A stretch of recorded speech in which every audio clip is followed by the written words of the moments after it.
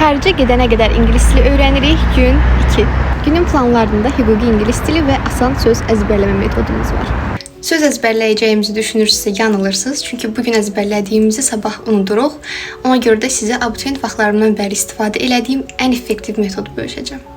Qıraqdan mənə dəli deyə bilərsiniz, amma işə yarayırmı? Yarayır.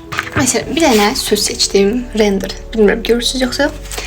Render nə deməkdir? Göstərmək deməkdir. Mən bu sözü hallayıram, yadımı saxlaya bilmirəm. Sonra ağlıma bir fikir gəldi ki, render sözü nəyə oxşuyur? Rendeyə. Yəni, məsələn, kökü rəndələmək. Sonra özümlə cümlə qurdum. Anam kökü rəndələyib mənə göstərdi. Və bu cümləni mən heç vaxt unutmuram. Bu sözü heç istifadə eləmirəm. Amma neçə il keçməsinə baxmayaraq unutmuram da. Hətta birində deyim, lavish. Lavish nədir? Əl açıq, səxavətli. Lavish nəyə oxşuyur? Lavaşa. Nənəm əl açıq insandır. Nənəm mənə lavaş verdi. Gördünüz mü? Təbii ki, sözləri harda istifadə olunduğunu bilmədən, kör-körənə şəkildə öyrənmək sizə heç bir fayda verməyəcək. Kitabın üstünlüyü ondadır ki, hər bir sözün istifadə məqamı çox aydın göstərilib.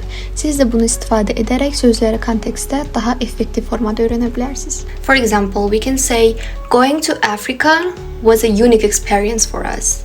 The inventor developed a unique method of making ice cream. Hüquqi ingilis dili üçün International Legal English kitabını istifadə edəcəm, çünki kəşf elədiyim ən maraqlı və öyrədici kitab ola bilər. Dəftərimi götürdüm, gəldim, çünki burada bilmədiyim çox söz var. Məsələn, liquidator. Bilmirəm. Hanı mənim ChatGPT dostum?